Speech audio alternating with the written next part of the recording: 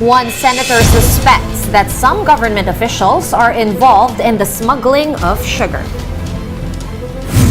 Justice Secretary Jesus Boying Remulla tells the lawyers of former Senator Laila De Lima to file a petition for habeas corpus. The Cessna 340 plane that went missing in Bicol on Saturday has been found.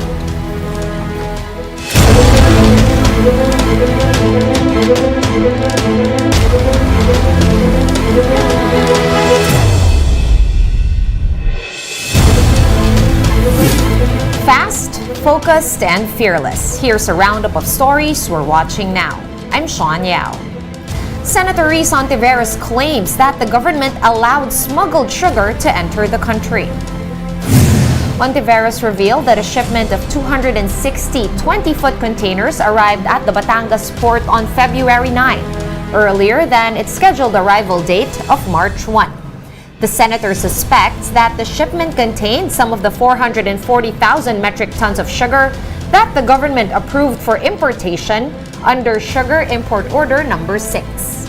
A quick check on the Sugar Regulator's records section showed that the order was released only on February 15.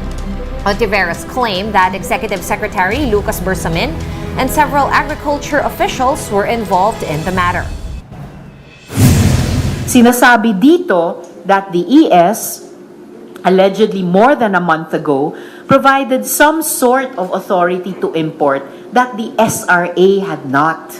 Totoo kaya itong liham na ito na pirmado di umano ni Yusek Panganiban?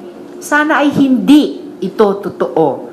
If it were genuine, marami ang kailangang linawin ng pinakamatataas na opisyal sa DA at sa Malacanang na kapwa kanang kamay ng presidente. Ano ang legal basis ng authority to import na ibinigay di umano ni ES? Bakit gumawa ng ganitong liham si Yusek Panganiban? Samantalang alam nila na tanging SRA ang maaring maglabas ng sugar order. One News is reaching out to Executive Secretary Lucas Bersamin and the Agriculture Department for their comment on this issue. In other news, Justice Secretary Boying Remulla has unsolicited legal advice for the camp of detained former Senator Laila De Lima. Remulla said that De Lima's lawyers can file a writ of habeas corpus, promising that state prosecutors will not object to it. A writ of habeas corpus is a legal remedy applicable to cases of illegal confinement or detention. Probably they should petition for habeas corpus and explain their case to the courts. We will not object. I'm not objecting personally, no, to any plea that will free anybody from jail. But syempre, this is something better discussed in court. It is a power left to the judges to decide, and even to the higher courts if need be, if they want to go to the higher courts. Sa akin, all of us have our means of defending ourselves. The Cessna 340 plane that went missing in Albay on Saturday has been found. The search and rescue team has positively confirmed the location of the plane's wreckage. The crash site is at the west side slope of the Mayon volcano at the elevation of 3,500 to 4,000 feet. The wreckage was identified through a high-resolution camera. However, the condition of the crew and passengers are unknown, with the exact site yet to be reached by rescuers. Rescuers looking for the Cessna 340 had attempted to go to the crash site thrice, but failed due to inclement weather. We're bringing you more stories after this quick break. Keep it here on One News.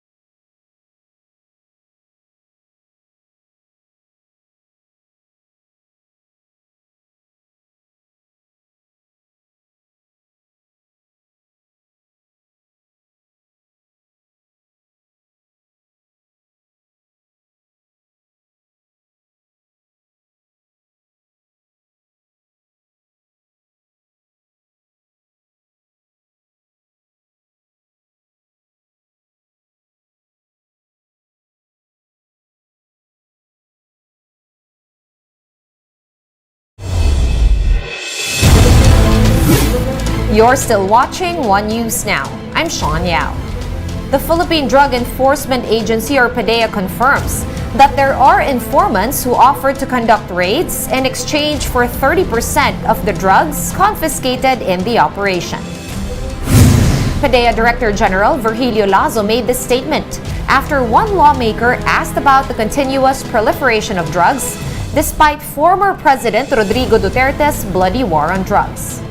Lazo says, though, that this practice is not allowed under his watch and only a monetary reward is given to assets. Ang sistema, sir, I do not have to spend anything. They will do all the work, but they are asking 30% of the actual seizures as their payment.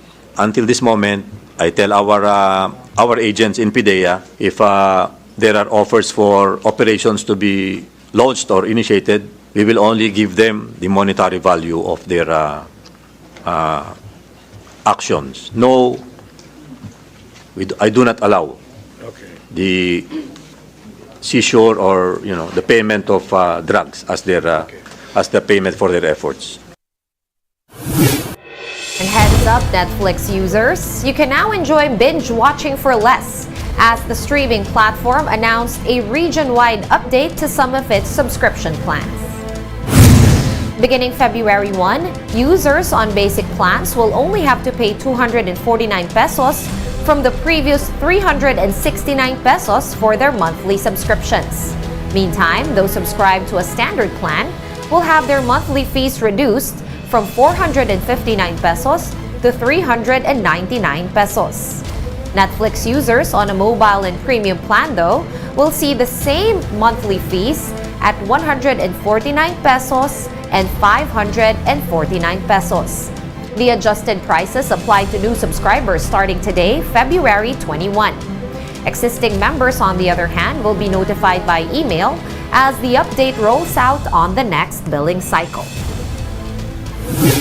And in sports, Team Gilas Pilipinas has ramped up training to twice a day ahead of the face-off against Lebanon in the 6th window of the FIBA World Cup Asian qualifiers. Marty Bautista with the details. Gilas Pilipinas are working double time a few days before the final window of the FIBA World Cup Asian qualifiers.